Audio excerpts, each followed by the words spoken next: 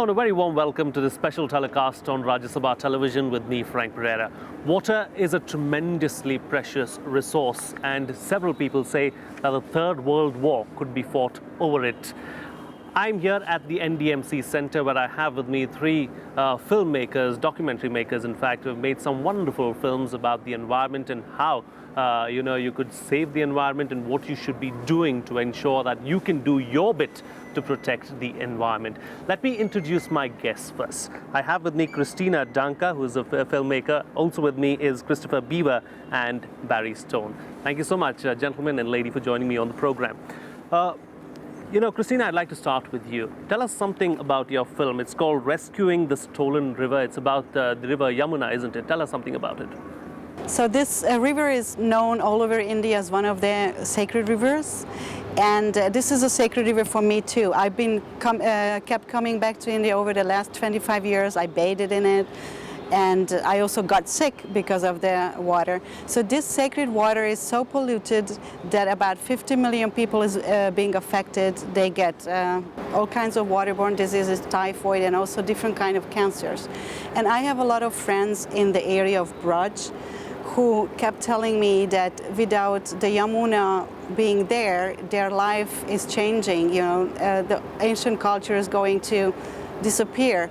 So my film is about showing what causes the Yamuna's pollution through the eyes of the Indian children, the Indian youth.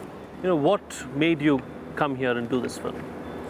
I'm a great admirer of India's culture. I wrote my PhD about the Mahabharata, and I'm vegetarian. I'm practicing some sort of Hinduism myself. So, and I have a lot of friends whom I care about. So I thought that my contribution could be to give voice to the voiceless, to present their point of view to the rest of the world and to the Indian audience, to put the pieces together, to present the whole picture that what makes one of the most ancient and sacred river to be dead, officially declared dead by the United Nations.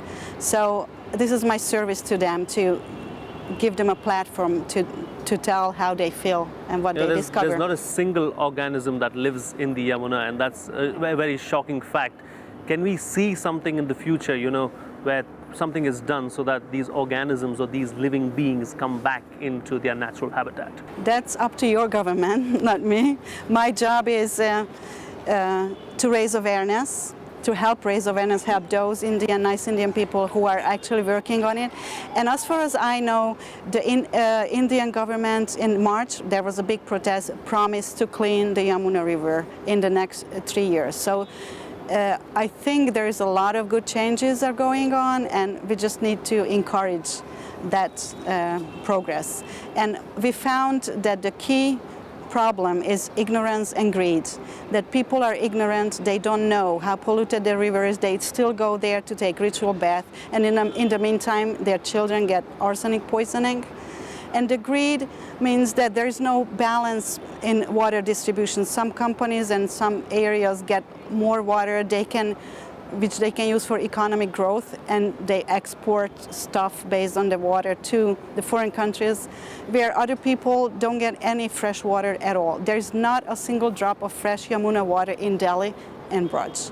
Not a single, there's no sacred river whatsoever. It is just an open flow sewage, unfortunately. Ignorance and greed, two very interesting words. I'm going to come back to you and we're going to talk about that a little while later. But Christopher, why don't you tell us about your short film? It's interesting, Racing to Zero in Pursuit of Zero Waste. And what I like the most about it is that you're not looking at waste as waste, but you're looking at it as a resource. Waste is a resource.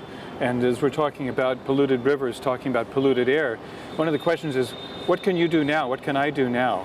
And it's very hard to think about global warming. How can we affect that? But we can, in fact, by every item that we touch, everything that we use, this chair, this building, this banner, where does that go when we're done with it? And we can throw it away, we can put it into a landfill, or, as you said, and it is a great phrase, that we like to think of waste not as waste, garbage not as garbage, but as a resource.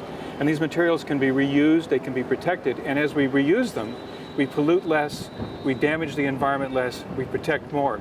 In our film, one of the sequences that opens the film is in fact a garbage dump that's on the edge of a San Francisco Bay in California. At one time, this was one of the richest wildlife areas in all of the United States, and now there's virtually no wildlife, no fish living in the waters of San Francisco Bay. So it's exactly your story. Our question then would be, if we could achieve zero waste, if we weren't dumping things into this river, if we weren't dumping things into the air, where would that leave us? And so the question is, can we achieve zero waste? Is it possible? That's the question that our film explores. But is it possible is the question. Do you think it is possible? What needs to be done to ensure that it is possible? Well, as somebody said it, I like this. I asked that very question. I was asking people that we spoke with in the film, can we achieve zero waste? I'm not sure you can do it. And they said, well, you tell us how much waste you're in favor of. Do you think we should have 10% waste? 20%? So yes, we can achieve it. I do believe we can achieve it. The city of San Francisco is now at a level, they use a rate they call diversion from landfill. It means how much are we not throwing in a garbage dump and pretending it goes away and disappears, where in actuality it pollutes our environment. They are at 80%. And at this point, as far as I know, that's one of the largest percentages achieved by any governmental organization, any organization that we have, a city, a county, a nation. So it is possible, but the question is, again, how close can we get? How long will it take? And that's an And open do we have the time? Do we have the time? It's a race to zero. Will we achieve zero waste, or will we achieve zero resources? Which will happen first? So it's a way of completing a natural cycle. Thinking in terms of circles, cycles, as they say, from cradle to cradle. So things are brought back to us, reused. Compost is produced from our food waste that can go back into crops for the future. So it's a whole approach, zero waste approach. And one of the things we discovered, that a zero waste approach, in terms of the United States, and I know that we are we the world's leading polluters? We very well might be. We certainly produce more waste than anyone else. But in terms of the United States, we could reduce 40% of our greenhouse gases with a zero waste approach. So the question is, not just can we achieve zero waste, but how can we afford not to achieve zero waste? And what about the laws? Do you have stringent laws there to ensure that people do not go out and, dump waste into the open, where action is taken and people are pulled up for what they do? Stringent laws. No, and actually I would say that there's a way of looking at laws a little bit differently as they look at them in the city of San Francisco. A law, to a certain degree, is a form of education.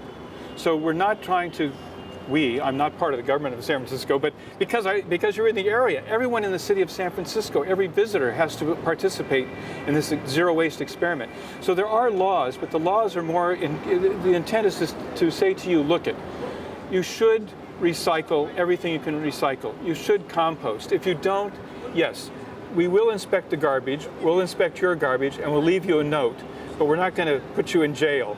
The police are not going to come at midnight. So it's more a form of education and trying to develop a culture.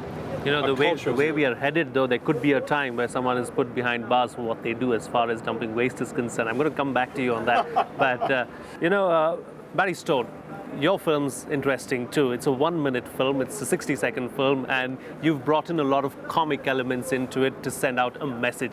Tell us something about it. Okay, well, it's one of a series of short films. They're all about a minute long. And my sort of mission is to educate through comedy, because I believe that if you tell people you gotta do this, you're not actually going to get as good a result as if you make them laugh. So my films are appealing, hopefully, to people who wouldn't normally be thinking about such things.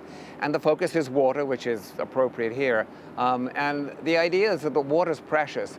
And I'm not making specific things about, there's not specific instructions as to what to do. They're more like ways that people would watch the film and, oh yes, water, it is valuable, isn't it? So that was my goal. So it should start from within then, awareness is the key, isn't it? Yes, changing the attitudes is all about everything. Because you can make as many laws as you want, but it's really about people saying, oh yeah, I get it. Yeah, but what do you do when someone is greedy? Or what do you do when someone's greedy, like Kristina said? You can't change them by telling them not to be greedy. You can only make them aware. You can make them laugh, I think. That's my way of doing it. That's as best I can do. Kristina, You know, we're talking about stringent laws and we're talking about awareness. Do you think that you need a mixture of both to ensure that you send out the right kind of message to the people and people then eventually learn? Yeah, absolutely. Because as I said, on our journey, the bottom line, the key, the root cause was ignorance and greed. And those go hand in hand. Because most of the people are not bad, they don't have bad intention. They just simply don't know. So our job as documentary filmmakers or educator is to give the sufficient information so that people can make an educated decision. Decision, indeed. And yeah, so but everything is interconnected. That's another thing. Like the water that is being diverted to irrigate rice fields and being taken away from Delhi and from Braj, and that rice ends up in New York, where I live. And when I buy basmati rice in India, I actually contributing to one of the world's largest economic disaster. So our job is to kind of make people aware these interconnectedness that's going on.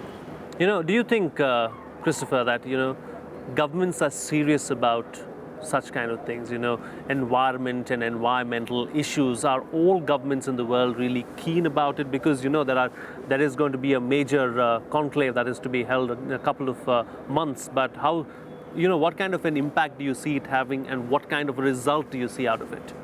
Well, zero waste is so important, I think, as a policy that should be, every person in the world should be pursuing a policy of zero waste. And I'm not saying I'm a saint. I've wasted certainly plenty. It's a process. We do a little bit, we do a little bit more. One of the reasons we wanted to come here with our film to this film festival was to exchange ideas. India has such a long history, such a deep civilization. What do the people in India feel about zero waste? What's being done here? I think that our government, in fact, has not done enough. And I think there's reasons. We have economic forces that are going like this, and you can't pretend that they don't exist. There's people who benefit from garbage.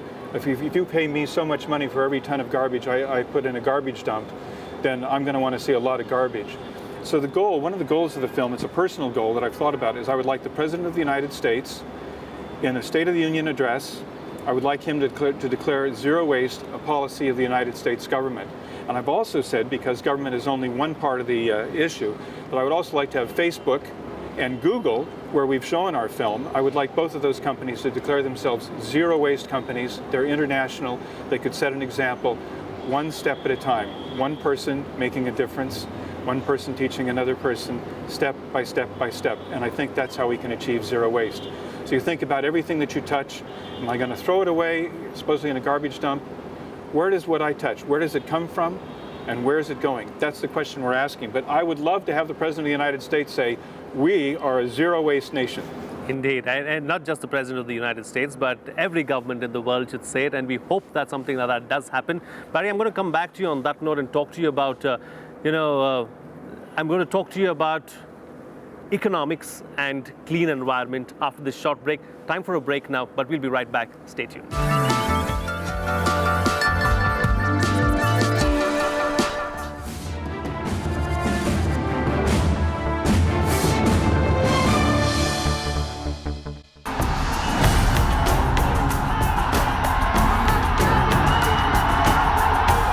Political slugfest intensifies in Bihar.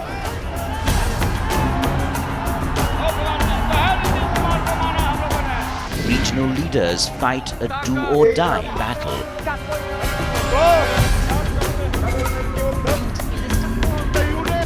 Who wins Bihar and who loses relevance? Watch Verdict 2015 on Rajya Sabha television.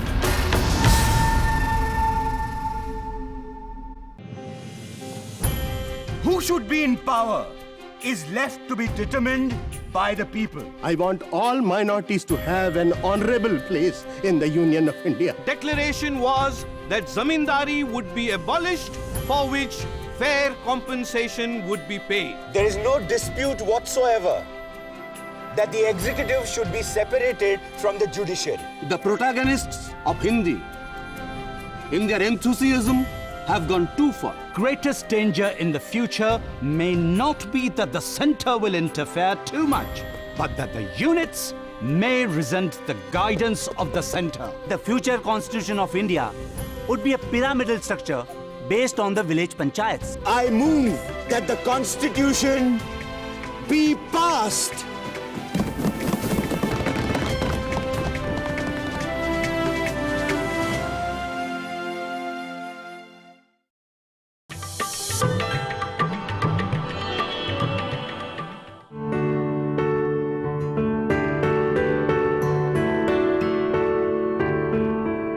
Down the ages, jewelry has been the pride of the Indian culture.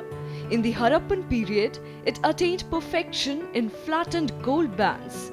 From the modern period came the exquisite gold brooches.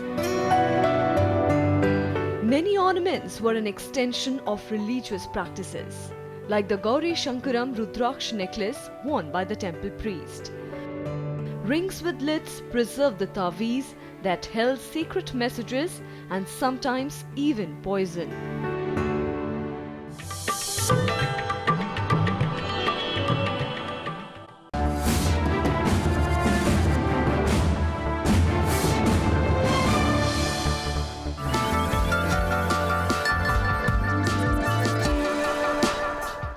Welcome back. You're watching Rajya Sabha Television. Barry, before we headed into the break, we were talking about whether a clean environment works out for the people around, because, you know, when you go clean and green, it also means a little bit of money being spent. Do you think that they go hand in hand? They do. The thing that needs to happen is long-term vision. So the people who say, well, it's not a good idea to buy an electric car because I can get more car for my money, aren't thinking in the long term. But you know, when they think in the long term, they say, well, I'll put a photovoltaic cell on my roof and I'll get an electric car, and the photovoltaic cell will charge my car and actually will not be polluting, and in the long term, I'm going to save on my electricity bill, I'm not going to pollute. But it's that long-term vision that we need to educate people to think, well, don't just think about this year, think about 5 years from now, and think about your children. You know, that's something that I'd like to talk to you about, Kristina. Do you think, I mean, it's a very valid point that Barry is raising, but, you know, maybe in a country like the United States, or maybe even in England or some countries in Europe, it's possible. But when you look at countries like India, some countries in Africa, do you believe that they can actually go out and do something like this? Because you've traveled extensively around India, you've seen how the country is. Do you think that it's a viable option? India has done a lot and very inspirational stuff. Some years ago, when I actually finished shooting my film, there was a big march, like 500,000 people was marching from Mathura to Delhi, exactly with the goal of raising awareness of environment, and they have achieved a lot. And it was very inspirational to me, because I saw Muslims and Hindus and Sikh and young and old, everybody marching together, working together for the same goal.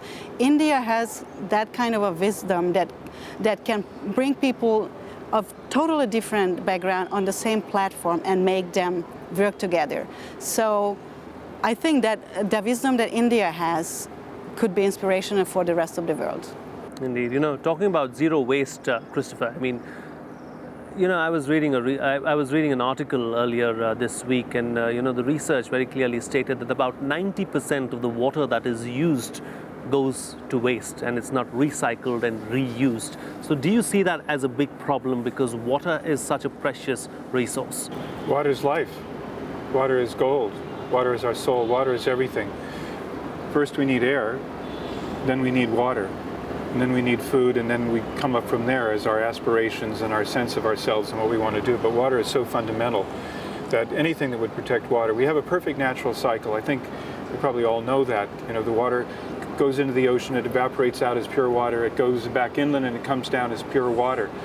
So that's a perfect circle, that's a perfect cycle. Anything that disrupts that cycle is potentially dangerous. It can be beneficial and dangerous. So I think when we talk about water, I think that anything that can be done to protect water, use less. I think if water can be cleaned, the best thing is to not pollute in the first place. That's really kind of what zero waste is about. It's a vision that's more than just recycling or compost. These things are responses to waste. They're responses to threats to the environment. They're responses to the threat to water. So I think that if we do focus on water, I think that will tell us a lot. We can learn a lot just by seeing how we treat our water And this may sound strange. It will sound strange. To me, it sounds a little strange. I remember once I was walking on a dry riverbed. The river had gone dry. And the thought came to me that the universe, or the spiritual, the Lord, God, however you conceive of something larger than self, speaks to us through rivers. We are given the benefit of rivers, the blessing of rivers. And then the second thought was that we respond back to that entity, that being. We send our message to that being by how we treat our rivers. So we should be receiving the rivers as a blessing, and we should be treating them as a blessing. That's a basic belief. Zero waste is one pathway to that. It's not the only answer. Zero waste is not going to solve all the problems that we face in the world. It's not going to take care of poverty. It's not going to stop wars. It may prevent those. It will, I believe, make us better human beings in that sense of protecting what we've been given, this blessing that we've been given in our lives. Indeed. You know, that's a very interesting thought there coming from you, and you know, saying that it's not going to eradicate all problems, but at least it's a start, and it's a right start. You know, Barry, you're here for a purpose. You're here to showcase some interesting films and documentaries, and also talk about your film and watch other films as well. What is it that, you know, caught your eye the most when you got here and saw those films? There were two films. There was one called The Pad Piper, who's making. Talking to his own wife, decided that sanitary napkins was something that she in fact would need, and went through the difficult process of wearing one himself to find out what was actually needed. This is a powerful film because he's actually now making these things, but not selling the napkins, but he's taking his invention to the small villages, to the people of India, and having them make them. He takes the machine there and they learn how to make them, and then they use them in their community. So he's actually, and his mission, as he said, was it's not mass production. We want production by the masses. It's a wonderful concept. That's probably the most powerful film that I've seen. I've seen several films. I'm really enjoying my time here. It's like so nice to meet other people of the same mind and see these wonderful films. It's a great experience. And Kristina, what is it that caught your eye the most? What do you think really stood out there for you? I haven't got the chance to watch many movies because I'm my 5-year-old daughter, so it's a little bit difficult. We have to do some sightseeing also, but what I saw, it became very clear that the only way we can change the environment, like make some change in the environment, is that to change the ecology of the heart. You know, if we change as a human being, if we become more aware of other people's needs and of the environmental needs, then that's the only way to make impact. So whether we are talking about as a society or individuals, if we don't look deep and if we don't make ourselves responsible for the situation but pointing fingers to somebody else, there will be no major change. So everybody here, filmmakers and also people in the audience, would like to see some change. And the change starts with ourselves. So just like Gandhiji said, be the change that you would like to see in the world. That seems to be a common thread in this. Indeed, it is indeed a common thread. But talking about your film and talking about your stay here in India, what do you think were some of the biggest challenges that you faced while going out and making some of these documentaries? I made several documentaries about India because I love India so much, but this particular project, the Rescuing the Stolen River, was very emotional for me because seeing children dying or suffering from typhoid and all kinds of diseases, half of my shooting time I spent in the bushes crying. It was so touching, and my crew did the same. When you're documentaries, you try to like be objective and like keep a little distance, but I really feel for these people, and I don't think any children should suffer like that. So that was the biggest challenge for me. It was emotional. Do you have a message for them? My message for the children of India, actually, that just be brave and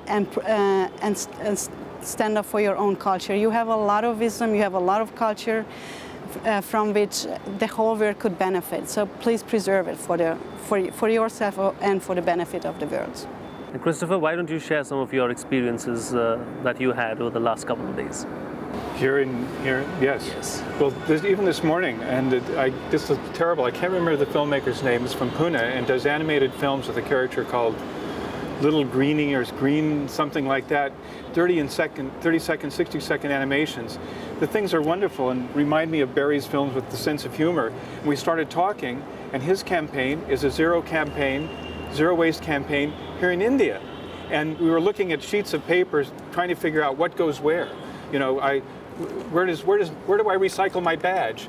And so that's one of the things. And so his film deals with a lot of these. And in fact, we found the film. Sunil Bondage, this guy there. There it is. Sunil Bondage. And it was great. And we started talking to him about possibly bringing his films to show in the United States and to show before films in theaters. These 30-second things, because the message is so wonderful. And as we compared notes, we were doing the same project. He was doing his here, and we were doing ours in the United States. Well, now we have an international project. Now we're together in this, and that's the most important thing I think that came out of this experience for me. Realizing, making the connections, and realizing how actually not just saying we're connected, but knowing that we're connected and feeling it. It's really been great. It's been a great festival. So there's been a lot of, mutual ideas exchanged, mutual, respect for each other, and that's how you're willing to take. That's how you're planning to take it forward as well. I love that thought. Yes, mutual respect, mutual understanding, a lot of listening, trying to listen. You can tell I love to talk, but the listening and hearing what other people are saying and learning. And I keep seeing scenes here in films. I had no idea. A film about Goa, for example, and the environmental issues that it's facing because of climate change. I just had no idea. And I've long thought about wishing, it's on my wish list, I wish I could go to Goa someday. Well, I saw a film of what they're facing. And now I know more about those people. I know more about it, and I connected with that filmmaker. So it's the films, it's the people behind the films, and it's the chance to sit here and talk and hear these stories and what's behind the films. It's very important. And is there a message that you want to send out to the people who are watching, or to the people generally on the whole? Well, I do have one actually. And I'll quote, in our film, at the very end of the film, there's a young girl and she says, we're the most intelligent species on the planet. We have opposable thumbs, and we'll never get the world back the way it was before we came along as human beings. But there's no reason, if we don't all work together, we can't fix it. Indeed, we can fix it, can't we? And Barry, any message that you have for the people, any final thoughts that you would like to leave us with? I've seen several films about women and women taking their power, and it's inspired me to give that message to the women of India. Take power. Get educated as best you can. Yes, and that's a very important message, and indeed education is a lot, and you can learn a lot, and you can also then in turn teach as well. Kristina, Danka, Christopher Beaver and Barry Stone, thank you so much for being with me on the program. That's all the time we have on this special episode. Thank you so much for watching. See you again next time. Bye-bye.